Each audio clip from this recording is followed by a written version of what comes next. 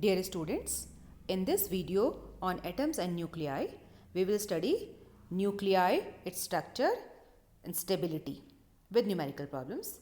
So let us begin with the size of nucleus. And you know that a nucleus consists of proton and neutrons. These are called nucleons. So it's very clear that more is the number of nucleons present inside nucleus, greater will be its size. So the volume of nucleus is directly proportional to number of nucleons present inside nucleus. So volume of nucleus is directly proportional to the number of nucleons present in it, and you know that the sum of number of protons and neutrons is called its mass number, right? So volume of nucleus is proportional to its mass number, or 4 upon 3 pi r cube is proportional to A, and 4 upon 3 pi is constant, so r cube is proportional to A, and take square cube root both sides, so r is proportional to a raised to the power 1 by 3, and from here we can introduce one constant here as r naught. So r is equal to r naught a raised to the power 1 by 3. The value of this constant is 1.2 Fermi or femtometer. Nuclear density. So let us try to find out density of nucleus, and you are familiar with this relation for density. Density is mass upon volume. So mass of nucleus. Now you know that mass of proton is nearly equal to mass of neutron, that is nearly equal to 1 U, atomic mass unit, right? So mass of nucleus can be taken as its mass number into U, atomic mass unit, upon volume 4 upon 3 pi r cube. Now just take this 3 to the numerator, and in place of this r I can use r from here. So r naught a raised to the power 1 by 3 whole cube, and when you simplify it, the density becomes 3 AU upon 4 pi r naught cube, and this one gives you A, and this denominator and numerator A is cancelled, and we are left with 3U upon 4 pi r naught cube. Now this whole thing is constant, every term here is constant. So this density comes out to be a constant, and the value of this constant is 2.3 into 10 raised to the power 17 kilogram per cubic meter. It is extremely high density. Such densities are not found on earth. So nucleus is extremely dense, and nuclear density is nearly constant for all the nuclei. And now some special things about this nucleus. So number 1, the nuclear density does not depend on mass number. So all the nuclei possess nearly same density. The nuclear density has extremely large value. Such high densities are found on white dwarf. The nuclear density is not uniform throughout the nucleus. Its value is maximum at the center and decreases gradually as you move away from the center. It is like, see, if this is your nucleus, then the density is maximum at the center, and as you move away, the density decreases, and if it becomes half here, then this distance is known as radius of the nucleus. So at the center, density is maximum. As you move away, density decreases, and when it becomes half, then this distance is called radius of nucleus. Okay. So now let us discuss stability of nucleus. See, nucleus contains large number of positive charges. Large number of protons are present there, and some neutrons are also there, and the place is extremely small. So much of positive charges, like charges, they will repel each other and they are cramped into small place. So to keep them inside this small place, some external forces are required. Now we are going to learn what are the sources of these forces. So let us see. Nucleons, that is protons and neutrons, are confined in very small space inside nucleus. All the positively charged protons repel but remain in small place. Now where does the energy come from to keep them in nucleus? We are looking for the answer now. Binding energy of nucleus. The work done in bringing all the nucleons from infinity to assemble as a nucleus is called its binding energy, or energy evolved when a nucleus breaks down and all the nucleons fly off far away. Now that will be called binding energy of nucleus. That means to make a nucleus, we bring all the protons and neutrons from infinity to make a nucleus, and some work will be done. So that work becomes its binding energy. Or conversely, if we have a nucleus and it breaks down, then all the nucleons will fly far away and that energy evolved will be its binding energy. Now, source of this binding energy, mass defect. Let's see. The total mass of nucleus is lesser than the sum of masses of all the nucleons when they are free. This loss of mass is called mass defect and it gets converted to binding energy of nucleons. So, see, when all the protons and neutrons are free, their mass is large. But when they come inside a nucleus, the total mass of nucleus is lesser than the total mass of free protons and neutrons. So this loss of mass gets converted into binding energy according to Einstein's mass energy relationship, and this loss of mass is called mass defect. Okay, so Einstein mass energy relationship. So if mass defect is delta m, then energy produced will be mass into square of speed of light in vacuum, delta mc square or simply mc square. Now we will find out energy equivalent to 1 atomic mass unit, 1 U. So if delta m is 1 U, mass defect is 1 U, and you know that 1 U is 1.66 this much into 10 to the power minus 27 kilogram. So energy evolved is this total mass into speed of light in vacuum, 3 into 10 to the power 8 whole square, and all these are in SI units. So this energy will be in joule and we wish to convert it to electron volt.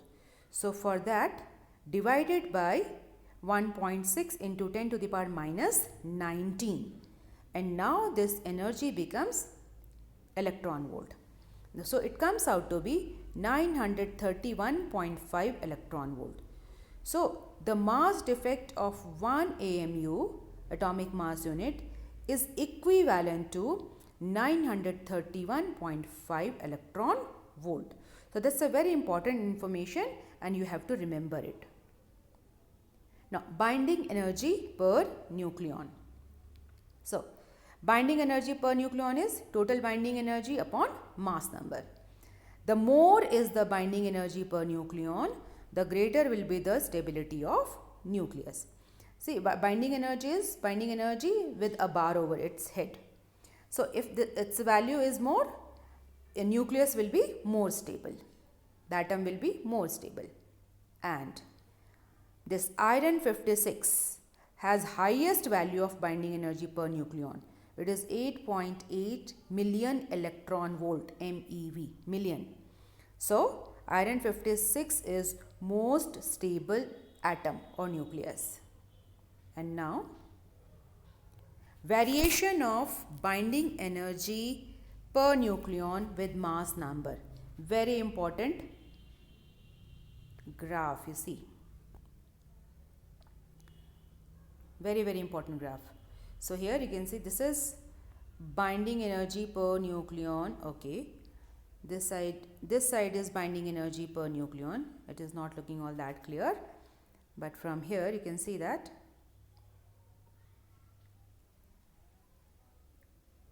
this iron 56 is here and this is at 8.8 MeV, very high, highest.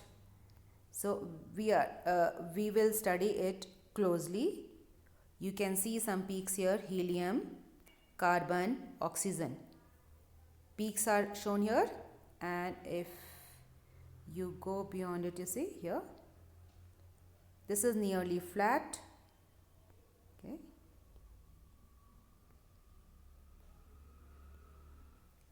See, this gets nearly flat and decreases. So, see for this hydrogen, so very low, increasing, and then you get a peak, then decreases, a peak, decreases, and so on. So, and then becomes maximum at iron and then gradually decreases. So, we are going to study them, and you see the mass number here. So, let's see this part.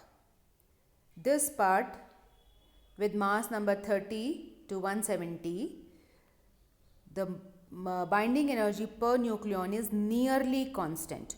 So, these atoms or these nuclei are most stable nuclei, middle range.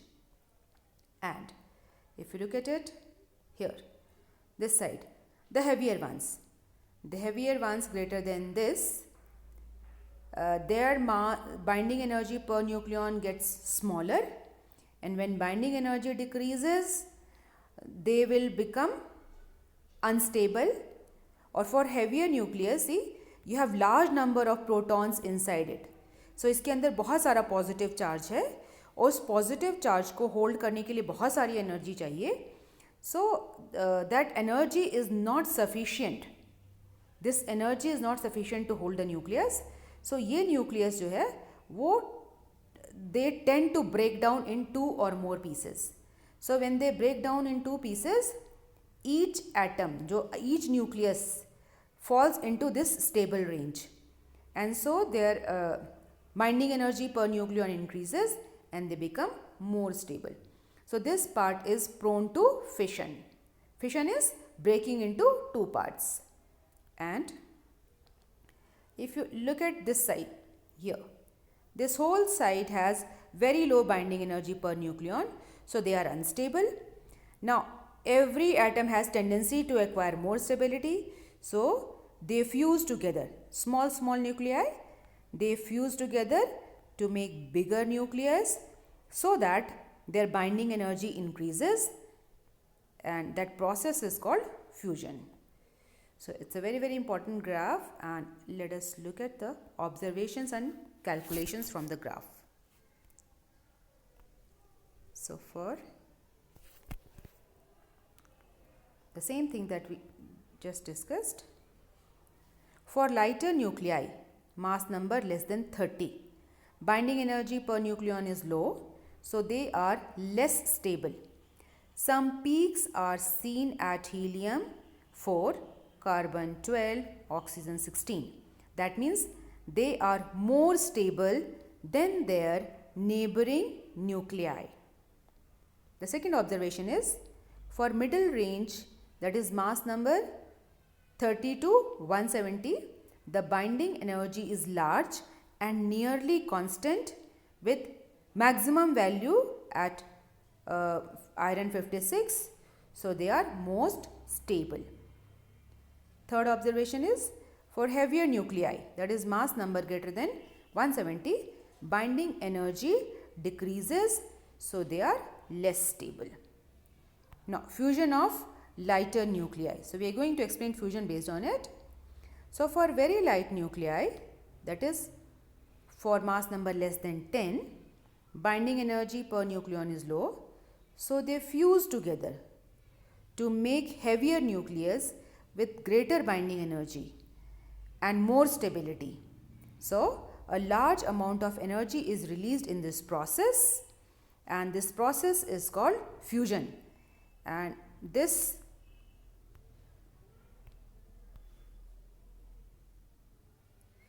fusion process is responsible for energy evolved at the sun. So now fission. Fission means breaking into two parts. So for very heavy nuclei, the binding energy per nucleon is low. So they break into lighter nuclei of middle mass range with greater binding energy per nucleon and more stability. A large amount of energy is released in this process. This process is called fission, and all the nuclear reactors act at this fission, this principle only, fission reaction only. Now, certain things have to be explained. Constancy of binding energy per nucleon for middle mass range. Why is the binding energy per nucleon constant for middle mass range? So let us see. For middle range of mass number 30 to 170, the binding energy per nucleon is large and nearly constant. Now it is due to certain points. Number 1, nuclear forces are very short range forces, effective between neighboring nucleons only. So binding energy of nucleons depends on the number of surrounding nucleons. So it's very clear that, you see,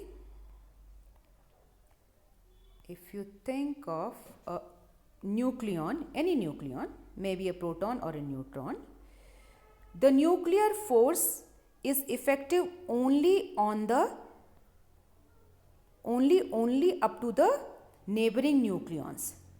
So more is the number of nucleons, more will be the nuclear force here. Beyond this, nuclear forces are not effective.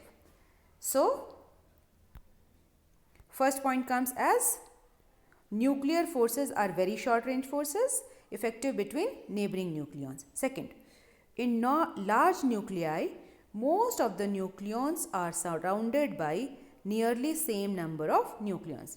So this is also very clear. Since size of nucleons are also nearly equal, so each nucleon is surrounded by nearly same number of nuclei, same number of other nucleons. कोई भी proton और neutron लगभग same number के proton और neutron से surrounded है, और इसलिए the binding energy of all the nucleons becomes nearly constant, and this explains the middle part, the constant binding energy per nucleon in the middle part. And now nuclear forces. So let us talk about nuclear forces now. Nuclear forces are extremely strong attractive forces between any two nucleons. They are active between any two nucleons. That means they are attractive forces between proton and proton, between proton and neutron, between neutron and neutron. They are charge independent. So they do not depend on charge. So even if it is proton and proton, positive charges, they attract, they do not repel. Charge independent. Second, nuclear forces are extremely strong.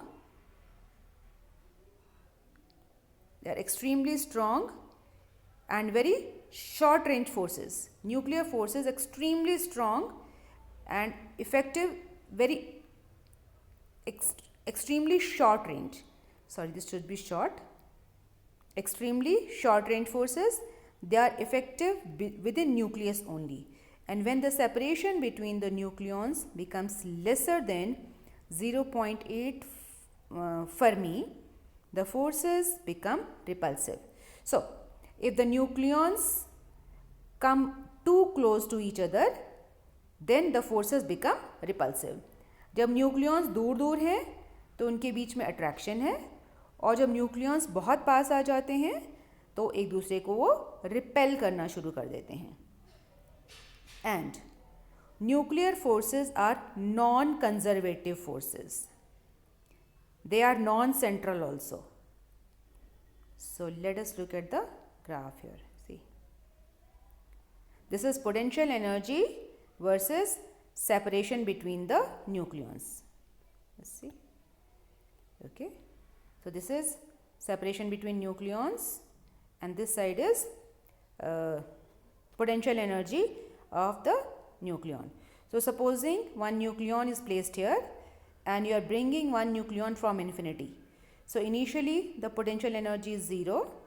Now as they come together closer, the potential energy decreases and becomes minimum. And you know that for stability potential energy should be minimum. So this is the most stable state. Now if the nucleons come closer than this, see, look at this is about 0.8 Fermi. If the nucleons come closer than this, then potential energy starts increasing. That means the forces start becoming repulsive. So this part shows repulsive force, and this part shows attractive force, and this part shows repulsive force. And now nuclear forces are the strongest forces in nature, and they have shortest range. So you should know the properties of nuclear forces. And now nuclear fission, as I have already discussed. For very high nuclei, binding energy per nucleon is low, so they break into lighter nuclei in middle mass range with greater binding energy per nucleon and more stability, and a large amount of energy is released in this process. This process is called fission, and you must remember at least one example of it. So when uranium-235 is bombarded by neutron, look at this relation. So this is uranium-235, it is bombarded by a slow neutron, and see, this mass number 1 will be added here. So it becomes 92 uranium-236, and this is unstable, so breaks down into these two middle mass nuclei, 56 barium-144 plus 36 krypton 89 plus 3 neutrons plus energy. There are several other such reactions. So this is just one example. Now the energy evolved is of the order of 200 million electron volt, which is a very high amount of energy. So this is source of nuclear reactors, atomic bomb and other things. So now nuclear fusion. For very light nuclei, that is mass number less than 10, binding energy per nucleon is low. So they fuse together to make heavier nucleus with greater binding energy per nucleon and more stability. A large amount of energy is released in this fusion process. And some of the reactions. See, the source of energy of the sun is these fusion reactions.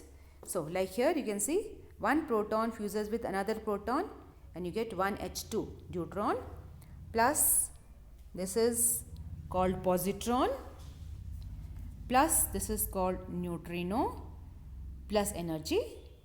Then deuteron plus deuteron is giving you a helium 3, 2He3, plus neutron plus energy.